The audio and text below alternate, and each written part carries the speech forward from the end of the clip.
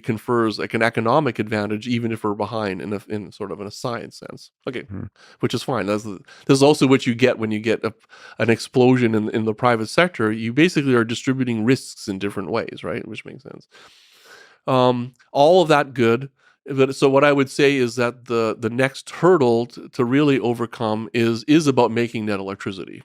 So like we need to see a unit or several units like using fusion in some way to put a meaningful amount of energy on the grid, because this starts giving us real answers as to like what this is going to look like. The full end-to-end process. The full end-to-end thing. So Commonwealth's goal is that I'll just comment to Commonwealth because I'll take some credit for this, is that the origins of Commonwealth were in fact in examining that. Like we could see this new technology coming forward, this new superconducting material, and the origins of our thought process were really around designing effectively the pilot plant or the commercial unit. It's called ARC, which is actually the step forward after Spark, and that was the origins of it. So all the things that were other parts of the plan, like Spark and the magnet, were actually all informed totally by building something that's going to put net electricity on the grid. And the timing of that, we still hope, is actually the early 2030s. So Spark is the design of the tokamak, and ARC is the actual full end-to-end thing. It is like a thing that actually puts that energy on the grid. So Spark is named, intentionally, that it's like it's on for a short period of time, and it doesn't have it has, it's the spark of the fusion, revolution or something like that, I guess we could call it.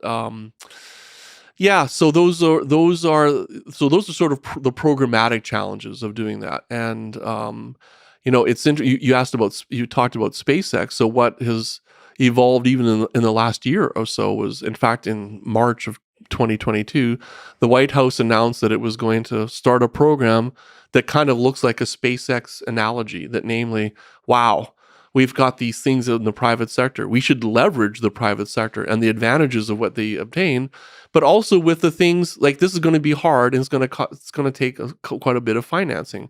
So why don't we set up a program where we don't really get in the way of the private sector fusion companies, but we help them finance these difficult things, which is how SpaceX basically became successful through the COTS program. Fantastic, right? And that's evolving as well too. So like the fusion ecosystem is almost unrecognizable from where it was like 5 years ago around those things. How important is it for the heads of the companies that are working on nuclear fusion to have a Twitter account and to be quite? You said you don't use Twitter. I don't use Twitter very much.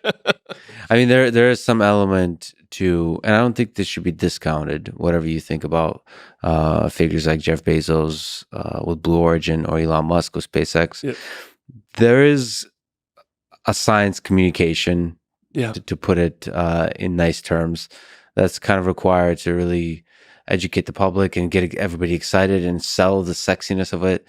I mean, just even the videos of SpaceX, just being able to kind of get everybody excited about going out to space once again. I mean, there's all kinds of different ways of doing that, but I guess those the companies do well, is to advertise themselves, to really sell themselves. It is, yeah. Well, actually, like I feel like one of the reasons I'm on this podcast, and so like I don't have an official role in the company, and one of the reasons for this was also that it's interesting because when you come from like you're running a company, it makes sense that they're promoting their own product and their own vision, which totally makes sense.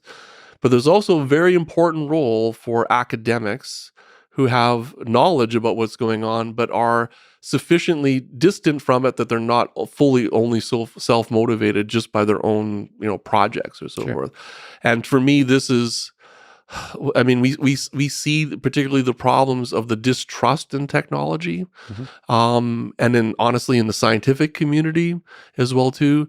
It will be one of the greatest tragedies, I would say, that if we go through all of this and almost pull off what looks like a miracle, like technologic and scientific wise, which is to make a fusion power plant, and then nobody wants to use it because they feel that they don't trust the people who are doing it or the technology. So we have to get so far out ahead of this. Like, so I give lots of public lectures or things like this of accessing a larger range of people. We're not trying to hide anything. You can come and see, come do tours of our laboratory. In fact, I want to set those up virtually as well too. You might look at our Plasma Science and Fusion Center YouTube channel. So we are reaching out through those media, Great. and it's really important that we do those things. But it's also then realizing, setting up the realistic expectations of what we need to do. We're not there. Like, we don't have commercial fusion devices yet. And you asked, like, what are the challenges? I'm not going to get into any deep technical, questions about what the challenges are, but the pathway, not just to make fusion work technically, but to make it economically competitive and viable so that it's actually used out in the private sector, is a non-trivial task. And it's because of the newness of it. Mm-hmm. Like, we're simultaneously trying to evolve the technology and make it economically viable at the same time. Those are two difficult coupled tasks.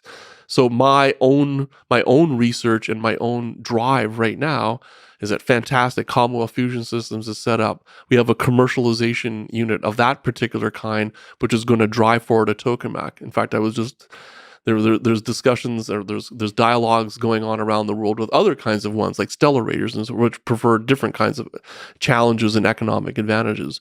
But I know what we have to have. What we have to have is a new generation of integrated scientists, technologists, and engineers that understand what needs to get done to get all the way to the goal line. Because we don't have them now. So like a multidisciplinary team. Yeah, exactly. What's required? I mean, you've spoken about. You said that fusion is, quote, the most multidisciplinary field you can imagine. Yes. Yeah. Why is that? What are the differences? Yeah, well, because most of our discussion that we've had so far is really like a physics discussion, really. So, which don't neglect physics, is at the origin of this.